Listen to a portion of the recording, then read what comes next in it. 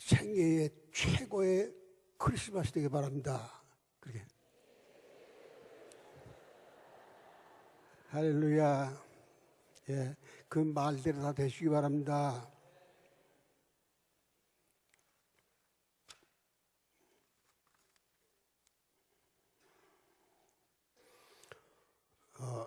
제가 설교를 너무 길게 한다고 자꾸 그래서 가만히 생각해 정말 긴 것 같아요. 정말 길더라고요. 그래서 오늘 줄키고 했어요. 그렇기 때문에 정신 바짝 안 차리면 지금 무슨 소린가 아마 그럴 수가 있어요. 제가 한 가지 부탁하고 싶은 거는 지금까지 오랫동안 예수 믿어서도 구원의 확신이 없는 사람들, 믿음을 가져서도 구원에 이를 수 있는 믿음 가지지 못하고 헤매는 사람들, 그분들은 귀를 기울이시고 들으시면 유익한 시간이 될 줄로 믿습니다. 예, 짧게 해도 다 그런 분들 귀가 바짝 열려서 믿고 들으시길 축원합니다.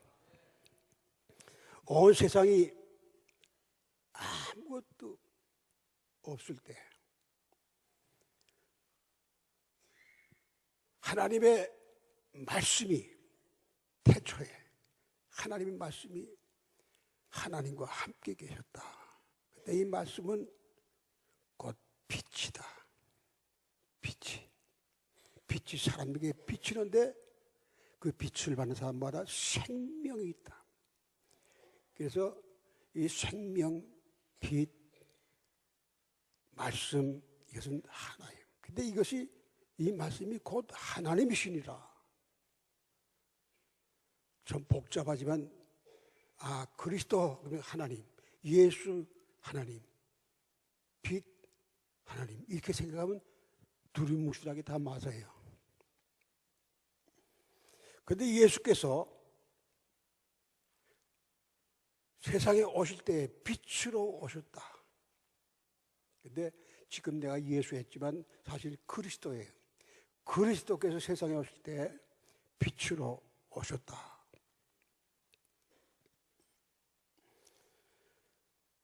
빛으로 오심으로 캄캄하게 어두워 죄악이 관영할 때에 하나님은 그 세상을 사랑하셔서 독생자를 보내주신 겁니다. 그래서 그 독생자는 육으로 오셨죠. 육을 덧입고 오셨어요. 말씀이 육. 그래서 예수님은 좀 분해해보면 그분은 완전한 인간인 동시에 완전한 하나님이시다. 좀 이상하죠? 불합리한 말 같지만 그 사실이에요. 그건 믿어야 돼요. 그런데 이상스러운 것은 이 세상에는 많은 예수가 있어요. 내가 예수다. 내가 빛이다. 내가 그리스도다. 내가 하나님 어머니다. 내가 하나님이다. 그런 사람들이 시대마다 있었어요. 오늘날도 있어요. 이제 마수에도 그럴 거예요. 많은 그리스도, 많은 예수가 나와서 많은 사람을 미혹시켜요. 지옥 자식으로 만들어 놓아요. 이런 상황 속에서 우리 믿는 사람들이 확인할 건 뭔가?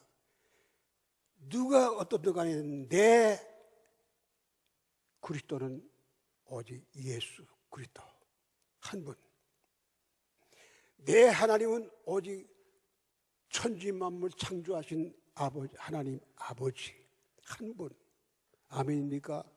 내게는 뭐 하나님 아버지 많다 그래도 내 아버지 하나님 한 분, 내 그리스도도 한 분. 그건 굳게 믿어야 합니다. 근데 빛으로 오신 예수님께서, 그리스도께서 온 세상 사람들 비치는데 도매금으로 이렇게 비치는 거 아니고 한 사람 한 사람에게 비쳤다 그랬어요. 한 개인에게. 마치 태양이 착한 사람에게 비치고 좀 나쁜 사람에게 안 비치고 아니고 나쁜 사람에게도 빛을 비추시고 착한 사람도 빛을 비추시고 도적놈들에도 빛을 비춰주시고 죽이려면 살려면도 그들의 빛을 주시고 그런 말입니다. 이 빛을 피해서 숨어버린 사람도 있어요. 왜 그러니까 그 사람들은 빛보다는 어두운 걸 더 좋아해서 그래요. 빛보다 어두움을 더 좋아하는 건 뭐인가? 빛 대신 하나님을, 빛 대신 그리스도를 피하면 어두움 가운데밖에 살 수밖에 없는데, 어두움은 뭐인가? 죄악과 죽음과 저주밖에 없어요. 생명 대신 그리스도를 등지고 안 받을 때는 죽음밖에 없지 않아요. 멸망밖에 없습니다. 그래서 우리는 이 빛으로 오신 그리스도를 영접해야 돼요.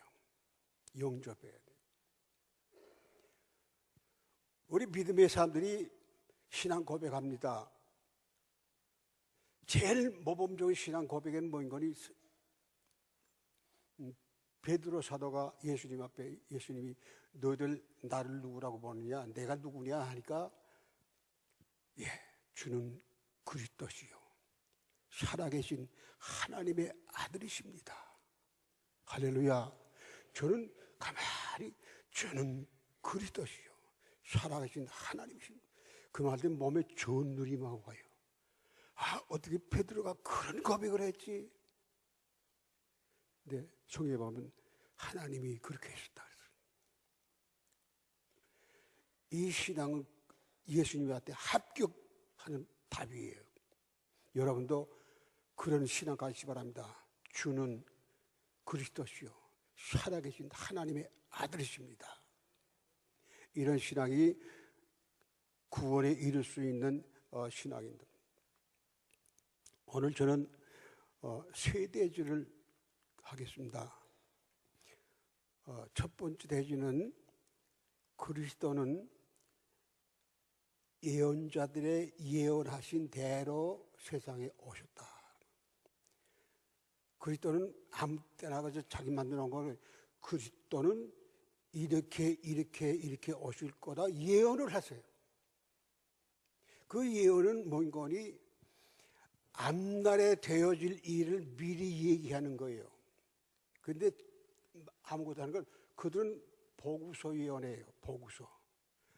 이루어지지 않은 일이지만 미리 보고 얘기를. 하나님이 주시는 말씀 내 마음대로 하는 건 아니고 성령에 감동된 사람들이 하나님이 주시는 말씀을 받아서 말하는 것이 예언입니다. 그러니까 예언은 아무나 할 수 있지만은 아무나 할 수 없는 거 예언이에요. 성령에 감동된 사람이 하고 하나님이 말씀을 주셔야 하는 거지. 내가 예언을 하려고 그러니까 이상한 얘기가 나와요. 이번에도 우리나라 12월 달에 전쟁 난다는 얘기요. 하여튼 그분이 처음에 그거 할 때 자세히 들어봤어요. 딱 걸리더라고요. 왜 그런 거니? 예언은 내가 하려고 그러면 내 생각이 예언이 돼버려요. 마귀가 예언하게 만들어요. 그래서 예언은 분별하라고 그랬습니다. 예언하는 사람도 잘못이 있을 수 있고 예언 받는 사람도 잘못할 수 있지만은 여기 성경에 기록된 말씀은 거의 아닙니다. 다 검증된 거예요. 그래서 예언은 우리가 많은 사람들이 예언을 무시해버립니다. 그런데 우리가 무시할 수 없는 이유가 있습니다. 그건 뭐인 거니? 성경이 3분의 1 정도가 예언으로 되어 있어요. 예언자들의 예언으로 되어 있어요. 그리고 앞으로 오실 예수 그리스도에 대한 예언이 적어도 300군데나 나와요. 300군데. 그러니까 예언을 우리가 무시하지. 그래서 성경에 보면 고린도전서 14장에 보면 너희 예언을 멸시하지 말아라. 예언을 분별해야 된다. 이스라엘 백성들이 오시는 메시아를 고대했지만 오신 메시아를 거절할 뿐만 아니라 십자가에 못 박아 죽인 것은 뭐인 거니? 예언을 분별할지 못했어요. 이 세상 나라의 임금이 아니고 영적인 나라 얘기하는데 이 사람들 다윗의 자손으로 임금 나라 세워서 임금 될 줄만 알았거든요. 근데 와서 보니까 죄인들하고만 가까이 하고 뭐 창기들도 가서 복음 전다고 그러고 이건 아니다. 그래서 죽이는데 앞장선 거이 이스라엘 백성 아닙니까? 그래서 예언은 분별해야 되는데 오늘 여기 나오는 성경에 나오는 예언들은 전부 다 확실한 겁니다. 그리스도께서 이 세상에 오시면 어떤 모습으로 오실 건가 하는 것을 예언을 했는데 적어도 몇 가지, 제가 말한 몇 가지는 조금 여러분들 알아야 돼요. 첫째 뭔 거니? 메시아인 그리스도가 세상에 오실 때는 동정로를 통해서 나와 있다. 그걸 언제 했는 거니? 이사야 선지자가 예수님 오시기 700년 전에 예언했어요.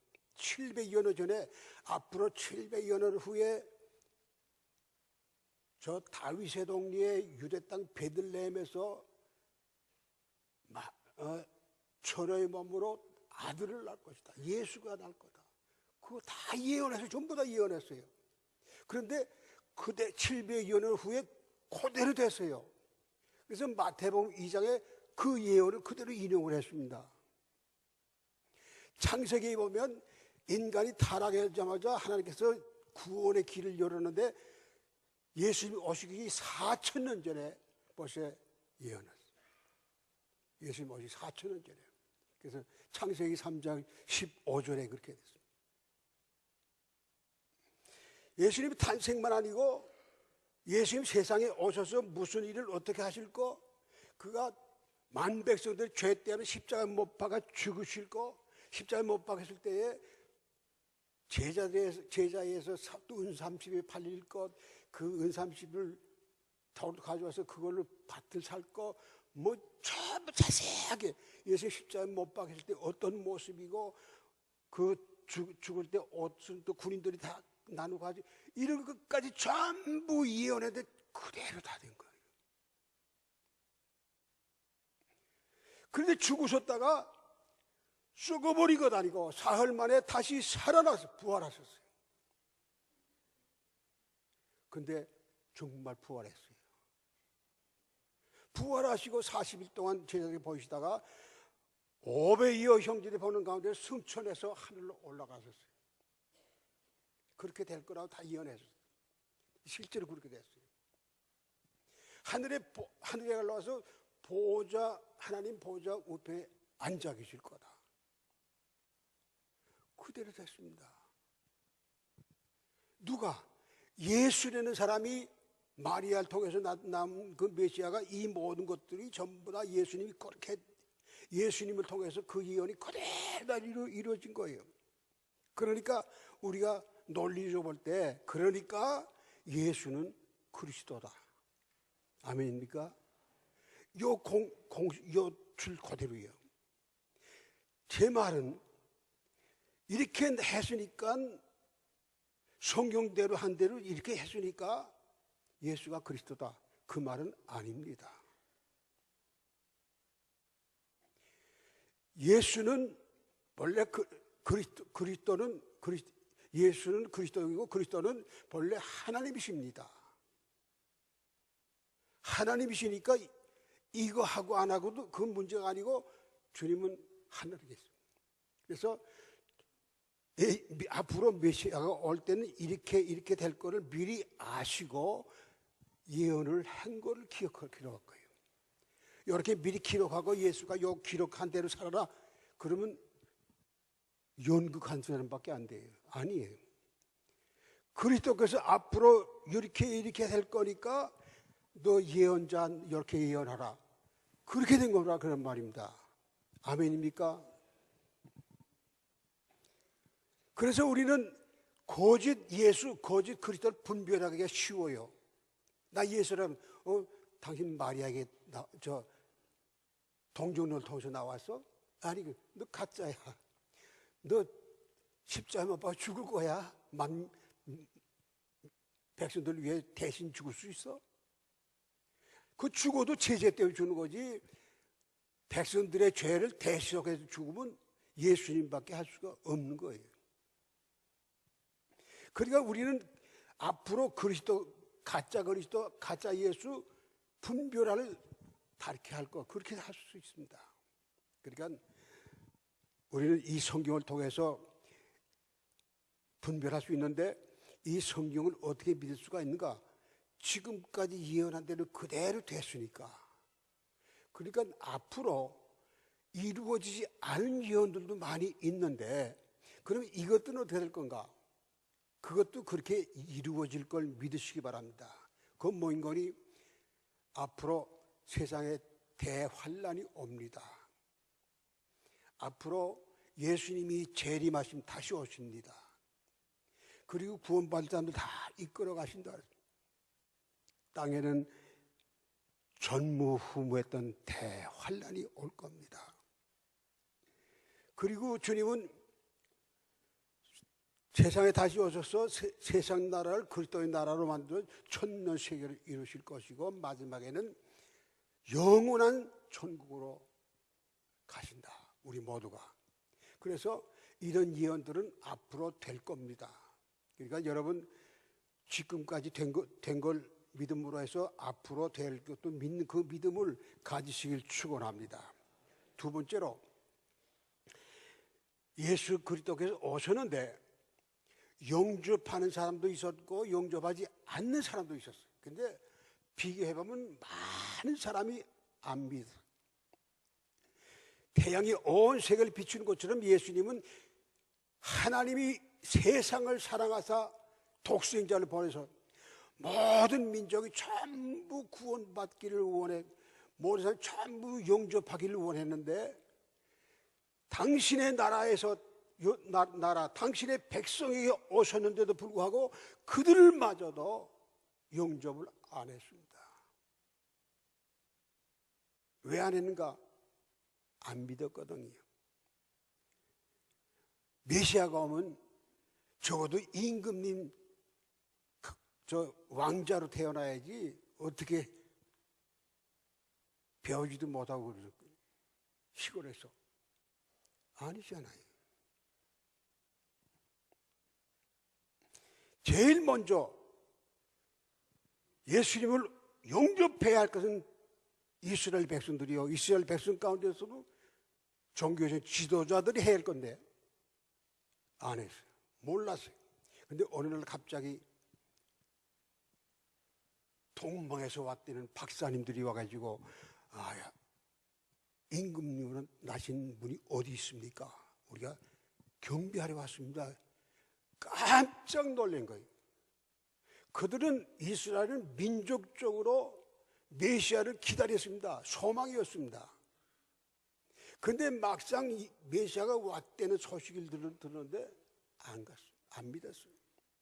그래서 그래도 박사님들이 우리가 그의 별을 보고 여기까지 왔다고 그러니까, 우리는 그러나 별인데 그 주석 쫙 보니까요, 그거 아니고, 이 사람들은 동방에서 산 사람들, 동방에 어떤 사람이 살아는 거니, 창세기 25장에 보면 아브라함의 서자 6명 있는데, 그 6명들이 전부 아브라함 죽기 전에 재물들을 다 나누어서 동방으로 보냈어요.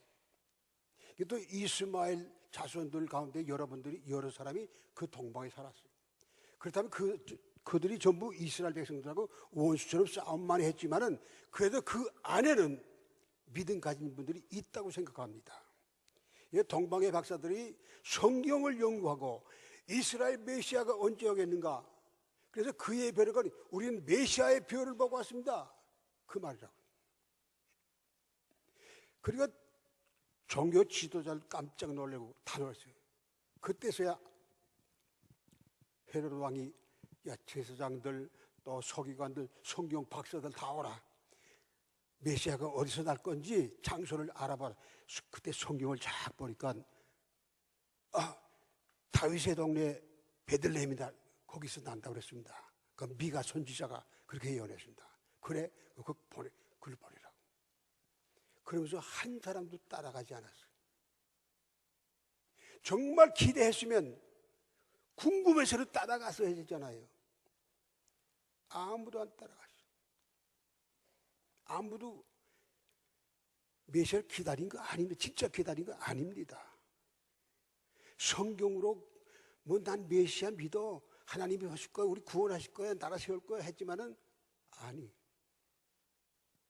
그러니까 받지를 못했습니다. 그런데 그 중에서도 몇 종류의 사람이 만났어요. 그 첫째가 누군가니 밤에 들에서 양을 치던 목자들입니다.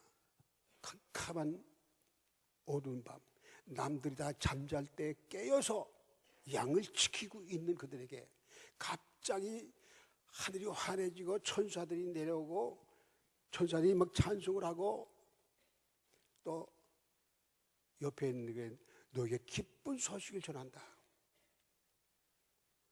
너희를 위해서 구주가 나셨다. 구주가 나셨다.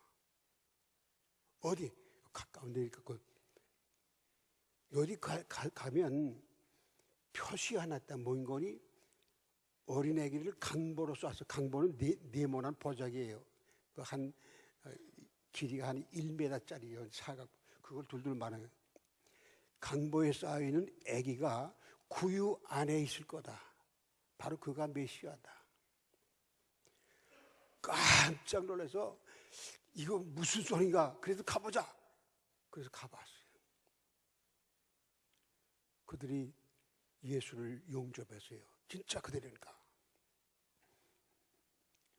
그 다음에 우리가 자는데 동방 박사들이 만났고, 그 다음에 만난 분이 있는데 누가 보면 2장에 보면 성령에 감동된 할아버지가 있었어요. 이 할아버지가 제사장이라는 얘기가 있습니다. 이분은 나이 많아서 죽어갈 때야 되는데 하나님께서 무슨 말씀 주시거니 네가 죽기 전에 메시아를 만나게 될 거다. 그래서 언제나 주님 메시아가 오면 성전에 올 거 아닌가 맨날 성전에 왔다 갔다 했어요. 오늘날 메시아 애기가 성령이 바로 제가 메시아다. 그래서 그 아기를 안고 증거를 했잖아요. 또한 여자가 있습니다. 그는 성전에서 맨날 금식하면서 기도한 사람인데 이 여인은 참 인간적으로 불행한 사람이에요. 결혼해가지고 7년밖에 못 살았어요. 남편 죽었어요. 그래서 이분은 84년 동안 혼자 살면서 그게 얼마나 지금 100살도 넘었지. 그런 사이에, 그런데도 맨날 성전에서 무릎 꿇고 금식하면서 기도하는 사람이에요. 근데 이분이 안나라는 사람인데 만났어요. 이 네 종류의 사람들이 전부 다 뭐니까 하늘의 계시를 받은 사람들이에요. 그분들 다 예수를 만났어요. 용접했어요. 오늘날도 예수 용접받은 사람들 누군가 성령의 계시 통해서, 성령의 감동 없이 인간의 지식과 인간의 지혜 가지고서는 도무지 용납할 수가 없어. 믿을 수가 없어. 성령의 도우심. 그래서 돈 많고 지식 많고 권력 많아도 못 믿는 그 예수를 내가 믿는다 하는 것은 성령께서 나를 도와주셨다, 그런 말입니다. 아멘입니까?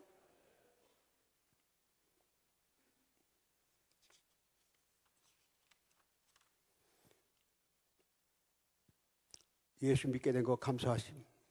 아멘. 세 번째로 이 주님을 나의 구주로 영접해야 됩니다. 예수 그리스도를 나의 구주로, 나를 구원할 구주로 영접해야 돼요. 이 영접은 뭐 받아들이는 거 아니에요. 모셔드리는 거 아니에요. 그런데 고백만 하는 거 가지고는 구원 못 받아요. 여러분, 고라사에 그 귀신 들린 사람 알죠? 그분은 귀신 들렸는데 뻘거벗고 부끄러운 것도 모르고 행패를 자꾸 보니까 막 동네 사람들이 쇠사슬을 묶고 그러면 끌어버리고 또 오고 몇 번 끌어버려도 도저히 아무리 힘센 사람도 그거 오거할 수가 없어요. 이 사람이 뻘거벗고 묘지들 사이에 토하면서 코레거려 소리만 지르. 예수님이 거기 가니까 이 사람이 저 멀리서 보고서 막 달려나와서 예수님 앞에 절하면서 하는 말이 지극히 높으신 하나님의 아들 예수요. 그리고 지극히 높으신 하나님의 아들 예수요. 귀신 들린 사람이 예루살렘의 종교인들이 모르는 것을 이 귀신 들린 사람이 알았어요. 이 고백만 뭔가. 이 귀신 들린 사람이, 귀신들은 절대로 예수님이 영접 못합니다. 안 합니다. 할 수가 없어요. 그러니까 우리 고백만 하고 예수를 나의 구주로 영접하지 않으면 구원과 큰 관계가 있습니다. 그래서 예수를 영접해야 되는데, 그러면 영접하는 방법이 뭔가? 이제부터 중요한 겁니다. 예수를 영접하는 첫째 번 관임이 뭔 거니? 마음 문을 여시기 바랍니다. 마음 문을 열어요. 요한계시록 3장 20절에 보면 이런 말씀 나옵니다. 볼지어라 내가 문 밖에 서서 두드리노니 누구든지 내 음성을 듣고 문을 열면 내가 그에게 들어가서 그를 더불어 먹고 마시자. 여러분, 누가 와서 집에 문 두들기면 문을 열어줘야 들어오잖아요. 이거 영접입니다. 문을 안 열어주면 영접 안 뭐예요? 예수님은 문을 부시고 들어오는 분이 아니에요. 담 넘고 들어오는 분이 아니에요. 도적놈, 이 마귀는 문을 막 부시고 들어오지만은 예수님 그런 분이 아니에요. 아무리 오래 있어도 문 열어줄 때까지 두들리고 말로, 음성으로 문 좀 열어, 문 좀 열어. 이건 무슨 말인가니? 회개하라는 말입니다. 마음 열면 회개하는 마음이에요.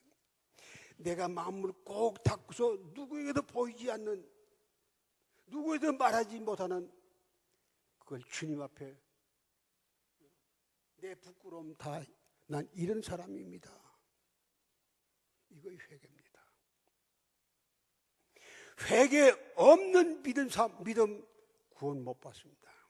그래서 예수님께서 세상에 오셔서 첫 번째 하신 말씀은 거니 회개하라 천국이 가까워왔나니라. 모든 사람들이 회개하고 회개한 모든 사람 하나님의 자녀 삼아서 하늘나라로 가게 하신 것이 예수님의 목적이에요. 십자가에 못 박혀 돌아가신 것도 그 목적이에요.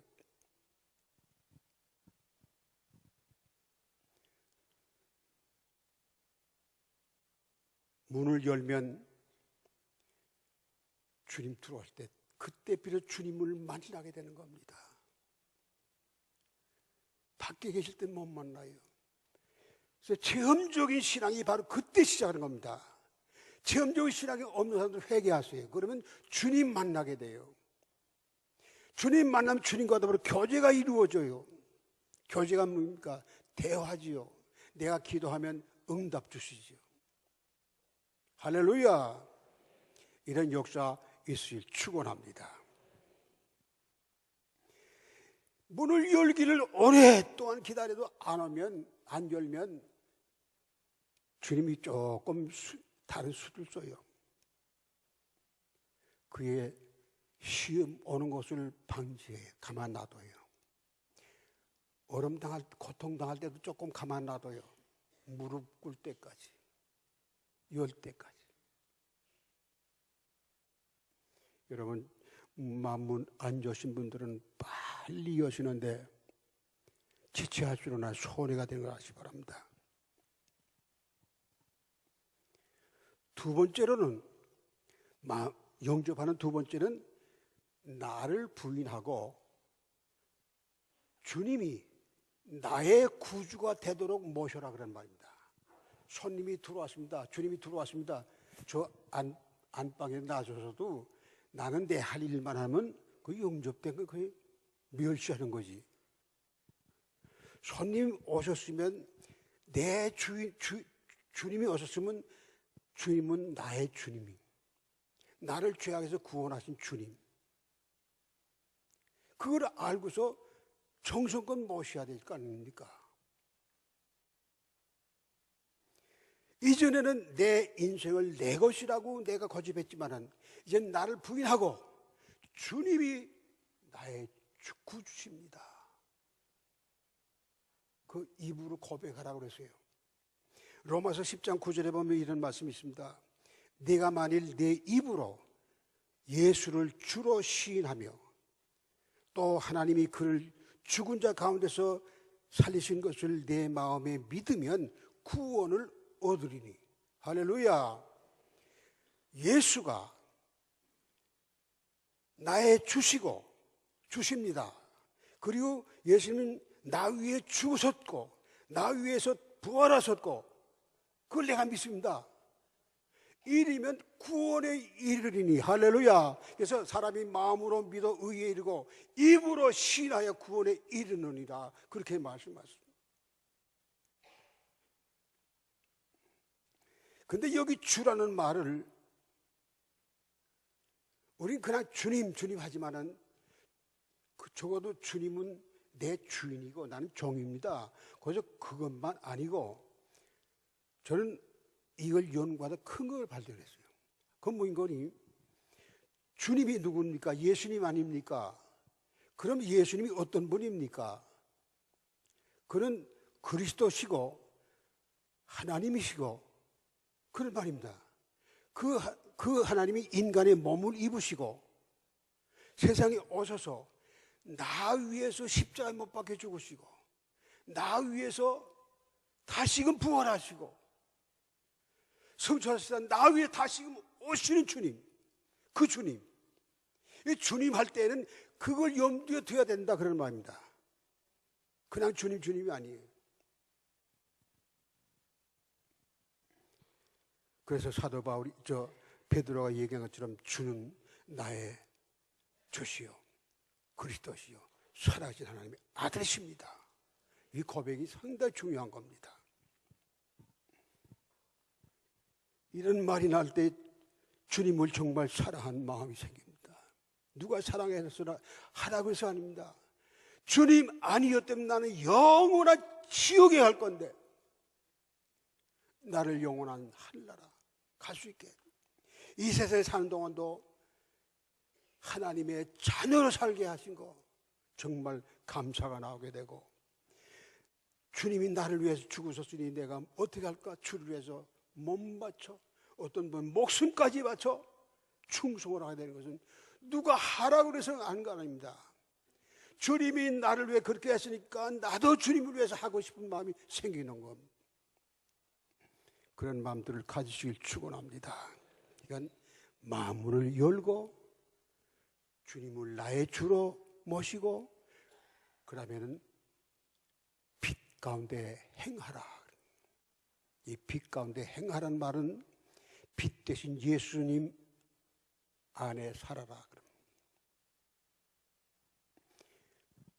전날에 세상에서 세상 재미도 좀 보면서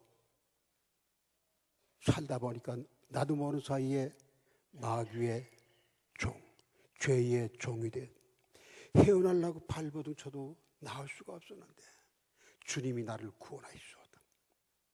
이제 나는 빛 안에 살 수 있는 자유의지가 생긴 거예요. 능력이 생긴 거예요. 그래서 이렇게 믿는 사람들은 하나님의 자녀가 되는, 영접한 사람들은 하나님의 자녀가 되는 권세를 줬다. 이건 무슨 말인 거니? 넌 자녀라는 걸 법적으로 주장할 수 있다. 그런 말입니다. 법적으로 인정한다. 그런 말입니다. 나 스스로만 아니에요. 하나님께서 법적으로 인정하신다는 말. 주님 앞에 섰을 때도 너는 하나님의 자녀야. 이렇게 인정할 수 나는 하나님의 자녀입니다. 얘기할 수 있다. 그런 말입니다. 그러니까 뭐 생기는가? 지금까지 나를 원하지 않으면서도 거기에 복죽음 할 수밖에 없었던 이 마귀에 대해서 대항할 수 있는 능력이 생기는 거예요. 용기가 생기는 거예요. 그래서 이 믿음 가진 사람들은 세상을 이긴다. 뭐야? 죄악의 권세, 마귀의 권세를 이긴다 그런 말입니다. 거의 요한일서 5장 4절에 있습니다. 하나님께서 난 자마다 하나님의 자녀들은 세상을 이기느니라. 세상을 이긴 이김은 우리의 믿음이니라. 할렐루야. 이 믿음 가지시면 어떻게 이기는가? 이미 사탄의 권세를 이기신 주님께서 내 안에 나와 함께 하시니 주님의 승리가 나의 승리요, 주님의 능력이 나의 능력으로 나타나기 때문에 원수가 두렵지 않고 오히려 우리가 사탄아 물러가면 물러갈 수밖에 없는 이기는 그런 삶을 산다 그런 말입니다. 여러분 그런 삶 원하시면 아멘.